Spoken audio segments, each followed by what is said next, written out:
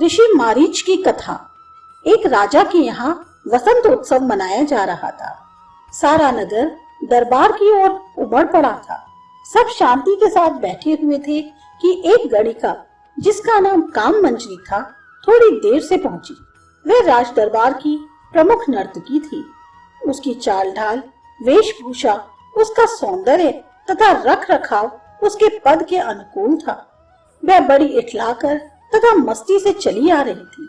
सभी उसे देख रहे थे तथा प्रभावित थे। राजा भी अपनी राज नर्तकी पर गर्व का अनुभव कर रहा था। अभी दरबार का कार्यक्रम प्रारंभ होने में देर थी। गणिकाएं आपस में धीरे धीरे वार्तालाप कर रही थी कि एक गणिका ने जलते हुए राज नर्तकी पर व्यंग कसा। ऐसे इतरा रही है जैसे तूने मारीच ऋषि को अपनी मुट्ठी में बंद कर रखा हो। काम मंजरी को भी क्रोध आ गया। वह बोली, यदि मैंने उसे अपने अधिकार में कर लिया तो बता तू क्या करेगी। दूसरी ने कहा, मैं तेरी सदा के लिए दासी बन जाऊंगी, तेरी सेवा करूंगी, तेरी प्रत्येक आज्ञा का पालन करूंगी। काम मंजरी ने कहा, ठीक है।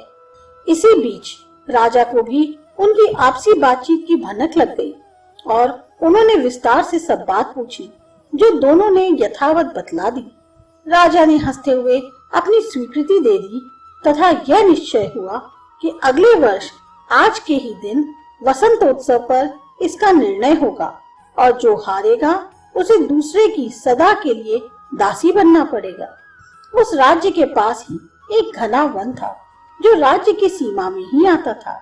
उसी वन में एक नदी बहती थी जिसके किनारे पर ऋषि मारीच आश्रम बनाकर रहते थे। वे प्रातः से देर रात्रि तक कठोर तपस्या में लीन रहते थे।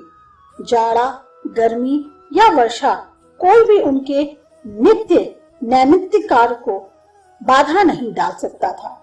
यज्ञ का सुगंधित धुआं उनके आश्रम में छाया रहता था। हरे भरे वृक्षों पर भिन्न भिन्न रंग रूप के पक्षी अपनी अपनी बोली बोलकर आश्रम वासियों के मन में मुग्ध करते थे। जंगली हिंसक पशु भी आश्रम में आकर मित्रतापूर्ण व्यवहार करने लगते थे। जगह जगह गायें रंभाती रहती तथा उनके बच्चे इधर से उधर कूदते फांदते रहते थे। वृक्ष फलों से लदे थे। चारों ओर आश्रम के खेतों में फसलें पकी खड़ी थी। सब ओर प्रचुरता थी, शांति, गंभीरता और संतोष था। ऋषि मारीच का नाम दूर दूर तक प्रसिद्ध था। उनकी कठोर तपस्या, संयम और सहनशीलता लोगों के हृदय में आश्चर्य, आदर तथा श्रद्धा उत्पन्न करती थी। लेकिन काल का किसको पता है। पता नहीं किस समय विधाता क्या खेल करने लगी। एक दिन प्रातः काम मंजरी हांफती, कांपती, बाल बिखेरे, अस्त व्यस्त वस्त्रों के साथ आश्रम में पहुंच गई और रोते गिड़गिड़ाते ऋषि मारीच के चरणों से लिपट गई। ऋषि मारीच ने उसे सांत्वना देकर एक आसन पर बिठाया, उसे ठंडा जल पिलाया और उससे उसके दुख का कारण पूछा। इतने में ही अन्य गणिकाएं, जिनमें वृद्ध और युवा दोनों प्रकार की ही थी, उसके माता पिता तथा अन्य संबंधी वन में पहुंच गए और शोर मचाकर उसे वापस अपने साथ ले जाने का आग्रह करने लगे। ऋषि ने उन्हें भी शांति के साथ बिठाया और सारा माजरा जानना चाहा। काम मंजरी ने बताया, मेरे परिवार के ये लोग मेरा विवाह एक ऐसे व्यक्ति से कर देना चाहते हैं जिसे मैं बिल्कुल पसंद नहीं करती। कृपया करके आप मेरी इनकी जबरदस्ती से रक्षा करें। परिवार के सदस्यों ने कहा, भगवान, ये नासमझ और नादान है। अपने भले बुरे का इसे ज्ञान नहीं है। हम जहाँ इसका विवाह कर रहे हैं वहाँ ये बड़े सुख से रहेगी। इसे किसी प्रकार की कोई तकलीफ सारी उम्र नहीं होगी। इसका घर धन धान्य से भरपूर है तथा इसका वर भी बहुत सुंदर तथा सदाचारी है।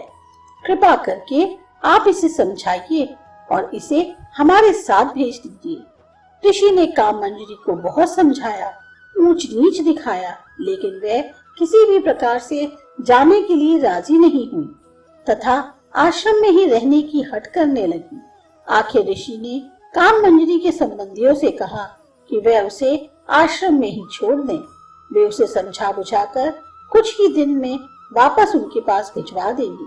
सभी व्यक्ति चले गए और काममंजरी की ऊपरी तौर पर नया जीवन प्रारंभ हुआ, जबकि अंदर से वह अपने संकल्प पर दृढ़ थी कि उसे किसी भी तरह से ऋषि को अपने चंगुल में फंसाना है, चाहे उसे कितना ही संयम क्यों न बरतना पड़े तथा कितना ही कष्ट क्यों न उठाना पड़े।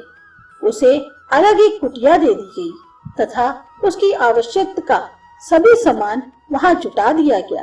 काममंजरी अंधेरे में ही अपनी जरूरतों से फारिग होकर स्वामी जी की सेवा के में उपस्थित हो जाती।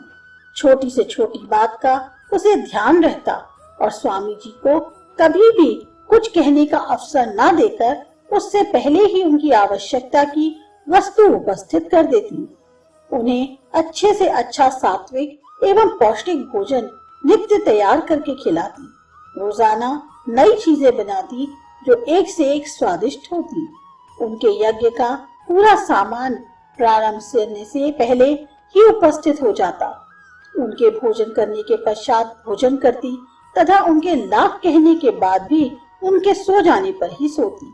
रोजाना नई नई वेशभूषा अपनाती जिसमें सादगी और सुरुचि होती। दिन और माह बीतते चले गए, लेकिन उसकी सेवा और सद्व्यवहार में कोई कमी नहीं आई। आखिर धीरे धीरे स्वामी जी का हृदय पूजा पाठ से अधिक उसकी ओर आकर्षित होने लगा। वे उसे नित्य नए नए रूपों में देखते और गर्व करते कि भगवान ने उन्हें कैसी सुंदर और सुघड़ स्त्री दी है जो पूरी तरह उनके लिए समर्पित है। वे पूर्ण ब्रह्मचारी थे, लेकिन अब उनका मन गृहस्थी बसाने के लिए करने लगा। स्वामी जी तो उस पर अपना पूरा अधिकार समझते थे और यह महसूस करते थे कि काममंजरी भी पूरी तरह उनको चाहती तथा उनके प्रति समर्पित है। उन्हें क्या मालूम था कि उनके मन में क्या छिपा है। शायद उनकी तपस्या और संयम अभी इस स्तर तक नहीं पहुंचा था कि वे दूसरे की मन की बातें जान लेते। अभी वे साधक थे, सिद्ध नहीं, अर्थात प्रयास कर रहे थे, मंजिल तक नहीं पहुंचे थे। एक दिन उन्होंने काममंजरी को अपने पास बैठाया और उसे अपने हृदय की बात बताई कि वे उससे विवाह करना चाहते हैं। काममंजरी एकदम प्रफुल्लित हो उठी और शर्माकर उसने उनके चरण पकड़ लिए। बोली, भगवान, मैंने तो अपने को पहले दिन ही आपके प्रति समर्पित कर दिया था। आप जैसा चाहें वैसा करें। मैं तो आपकी दासी हूँ। बस इतनी प्रार्थना है कि मैं चाहती हूँ कि आप और मैं नगर चलें और मैं अपने माता पिता के समक्ष आपसे विवाह करूं। ऋषि ने तुरंत स्वीकृति दे दी और वे नगर चलने की तैयारी करने लगे। 1 वर्ष बीत चुका था और जिस दिन बसंत आया उसी दिन काममंजरी ऋषि मारीच को लेकर राजधानी के लिए रवाना हो गई। ऋषि जो साधुओं की वेशभूषा में रहते थे, आज उसे त्याग कर एक युवा का बाना अपनाए हुए थे। जब वे दोनों नगर में पहुंचे तो ऋषि को पता लगा कि उस दिन वसंतोत्सव था। काममंजरी को पता था, लेकिन उसने ऋषि को बताया नहीं था। वह तो उनको युक्ति से उसी दिन लेकर आई थी। उसने ऋषि से आग्रह किया कि वे राज दरबार में चलें। ऋषि राजी हो गए और दरबार की ओर काममंजरी के साथ चल दिए। जब वे दरबार में पहुंचे तो ऐसा लगता था कि जैसे उन्हीं की प्रतीक्षा हो रही हो। ऋषि को उचित सम्मान देकर एक ऊंचे आसन पर बैठाया गया तथा काममंजरी भी उनके पास ही बैठी। दरबार का कार्यक्रम प्रारंभ होने पर काममंजरी ने बताया कि ऋषि मारीच उससे विवाह करना चाहते हैं।